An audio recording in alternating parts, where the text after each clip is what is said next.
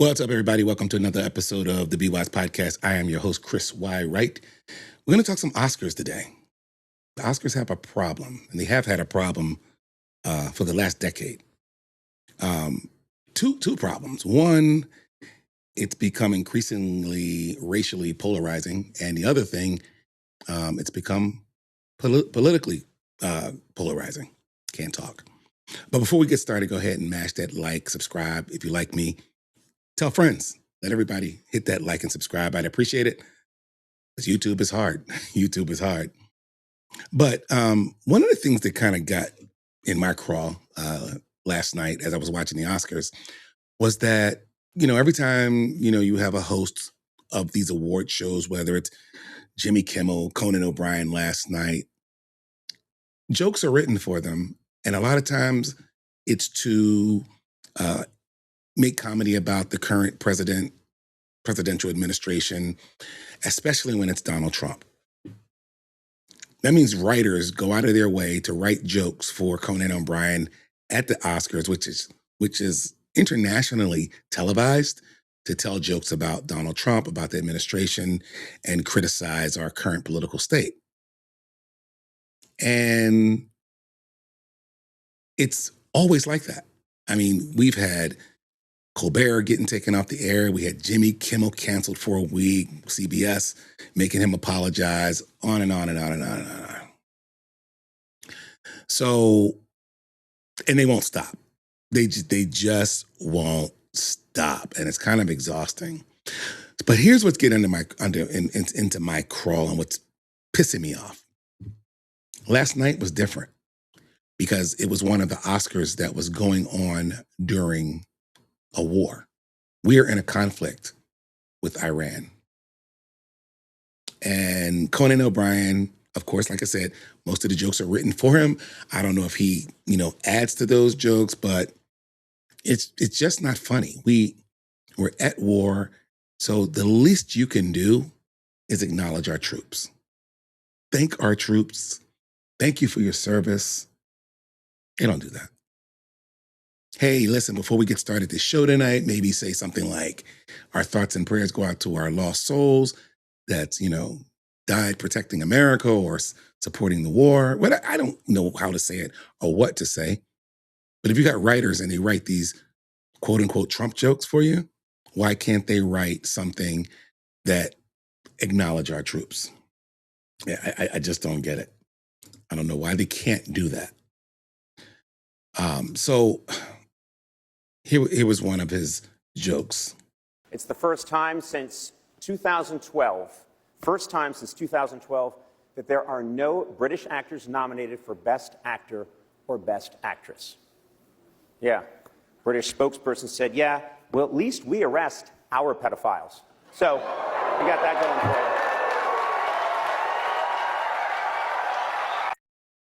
So, of course, that was a dig on the Epstein files. No, they didn't outright come out and call Trump or anyone from the administration a pedophile, but they made a joke about the pedophile and the Epstein files. And I didn't find it funny at all. Of course, that's Hollywood. They're going to laugh and cheer and scream and do what they do. But you still didn't say thank you, we support our troops, or thank you troops, or shout out to our Army, Navy, Air Force, Marines, whatever the case may be, and just give them kudos, heart, thoughts, and prayers. None of that. Just jokes. And here was another one. We're coming to you live from the Has a Small Penis Theater. Let's see him put his name in front of that. So no, not insulting him by name, but we all know what that means because Trump Kennedy Center, Trump's put his name on things. And these are worthy jokes. Tell your jokes. But here's the thing. If you're going to be neutral, don't talk about the president or the administration or politics at all.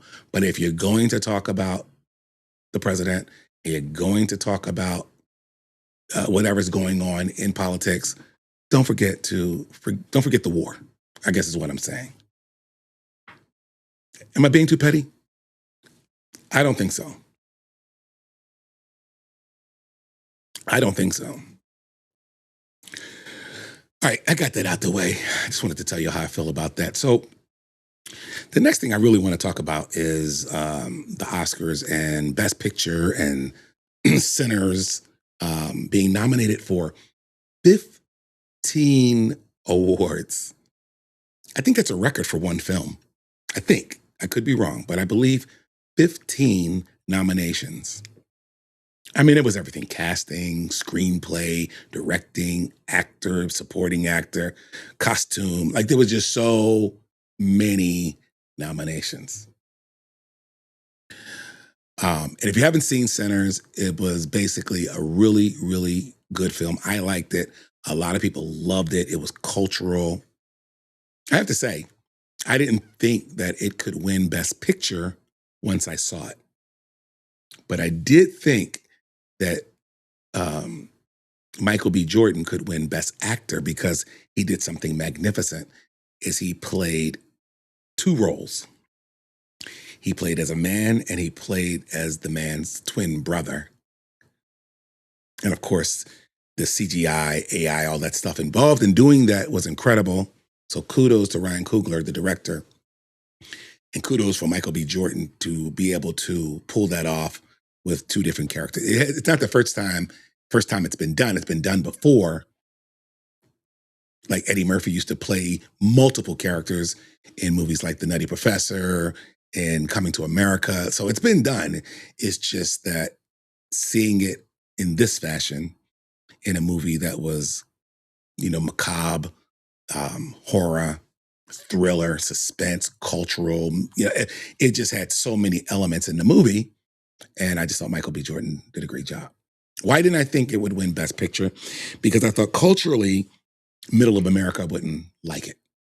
I thought, listen, I put this on TikTok and people go, I liked it. Well, I liked it. Well, I'm talking about the majority.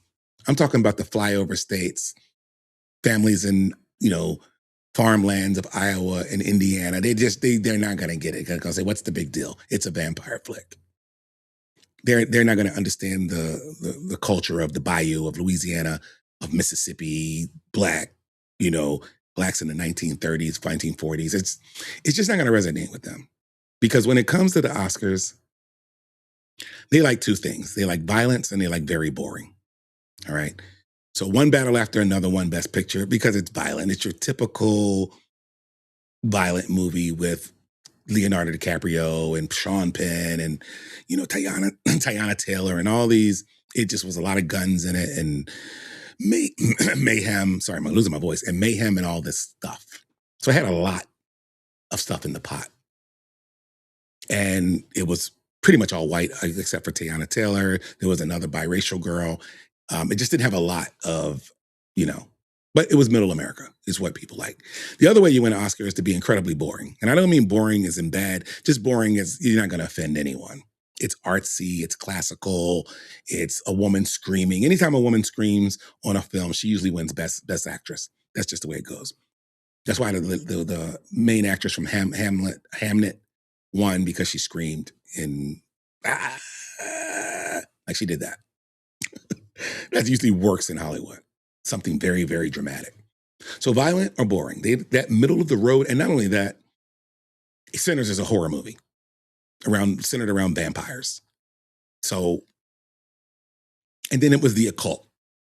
So a lot of your Christian areas in like Utah and, like I said, the Dakotas and stuff like that, where you have the evangelicals down south, they're not going to grasp onto the occult. They just don't like that. The lady from Weapons, Amy Madigan, she won Best Supporting Actor. And Weapons was kind of a horror movie as well. So this is the first time in a long time that I've seen two horror movies nominated for some of the main categories. But before we get started, I want to I'm going to show you a trailer of Sinners, and then we'll talk about my problem that I have and the problem that the Oscars has been having for a few years now, and they're going to have a problem going forward until they figure this out. We've been gone a long time. We back now. You twins? Nah, we cousins. There are legends of people with the gift of making music so true. It can conjure spirits from the past. Will somebody take me in your eyes? But it also can pierce the veil between life and death. Listen here. This ain't no house party. Y'all ready to drink? Y'all ready to sweat till y'all stink? You keep dancing with the devil. One day he's gonna follow you home. We got us a problem now. What the hell going on? Oh, we heard tale of a party. This world already left you for dead. I can save you from your fate. You don't need no saving. Yes, you do. And you are? I am. Your way out. Don't cry. It's all better now. Yes, I lied to you. I don't believe in magic. Ghosts, demons. Just power. Somebody please take me.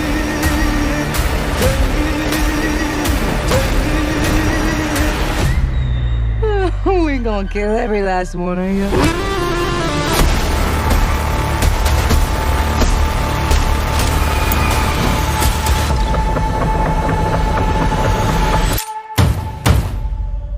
Hey, I ain't mean to scare you. Thought y'all done forgot about me in here. Come on, open the door, let me on out of here. Stay. It's you? Of course it's me, open the door. That ain't your brother.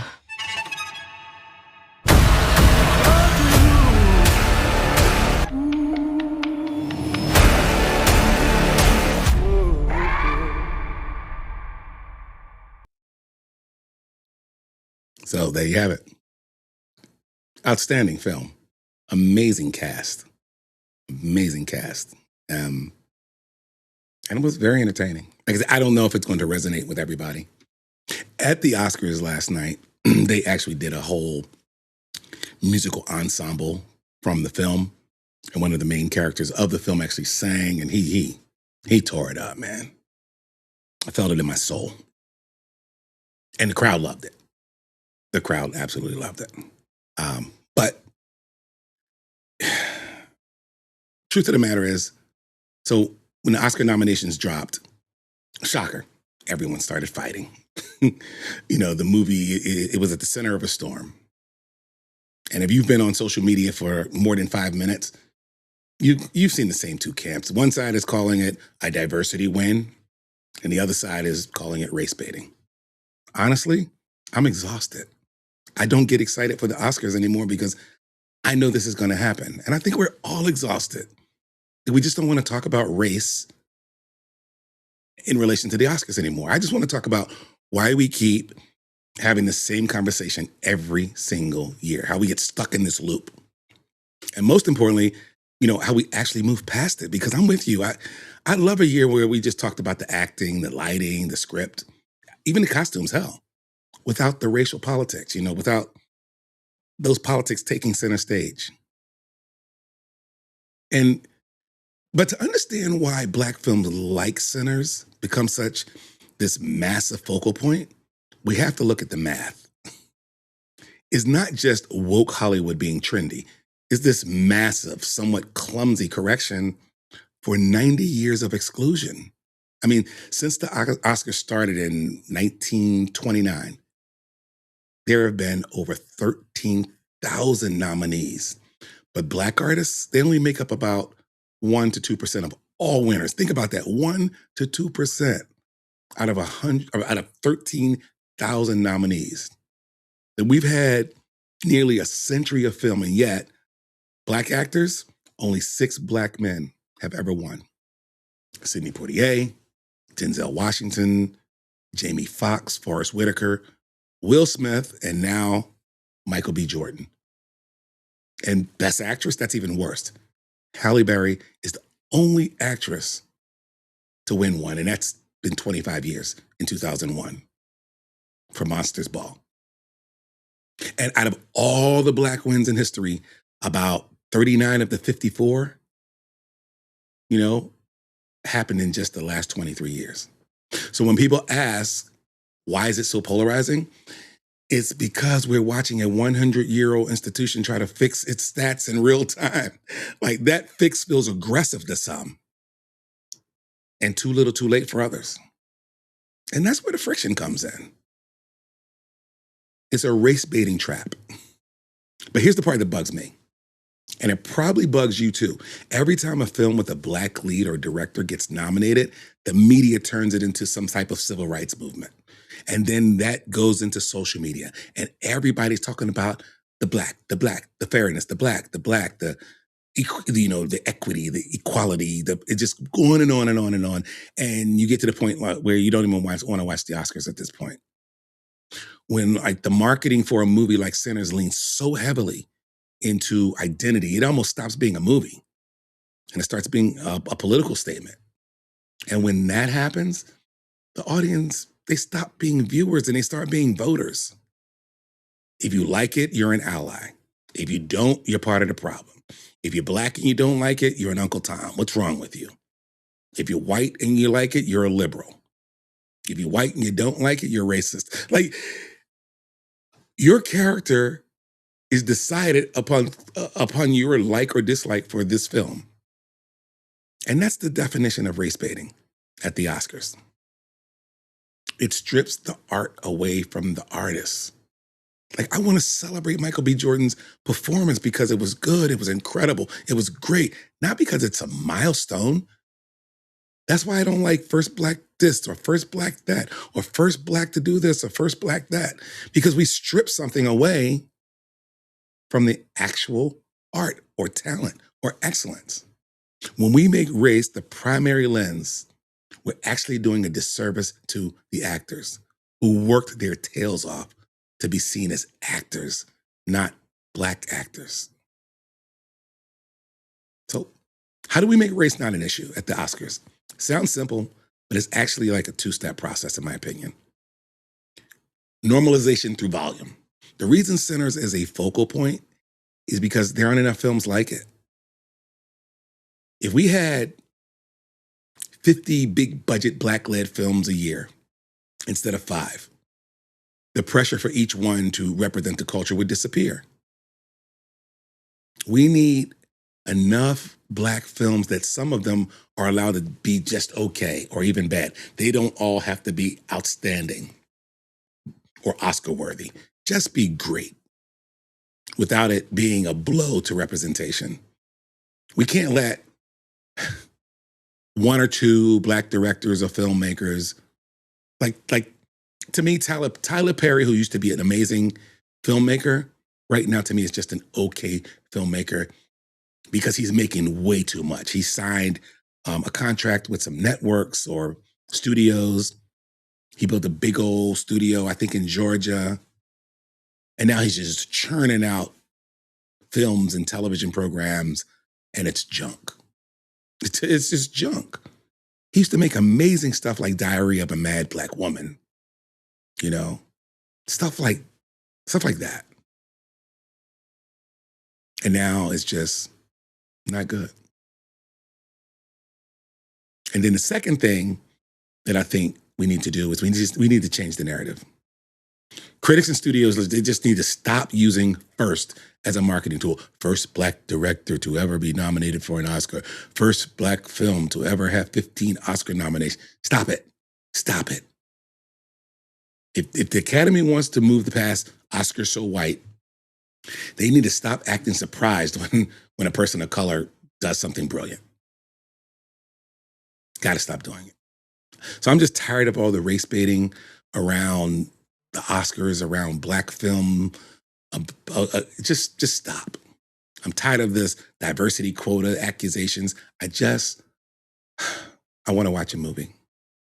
And I want to argue about whether the ending made sense or if the cinematography was too dark or too light or if the costumes were ugly. I want to argue about the movie. I don't want to argue about the identity of the people. when we stop this cycle, when we stop treating Black excellence as an event and start treating it as a standard, until then, we're probably going to keep having these loud, annoying marches like it's a civil rights movement. But, I'm just hopeful that, as the winter stats move past that 2% mark, the news will just finally start to die down. I'm sure there's a lot of talented Black filmmakers.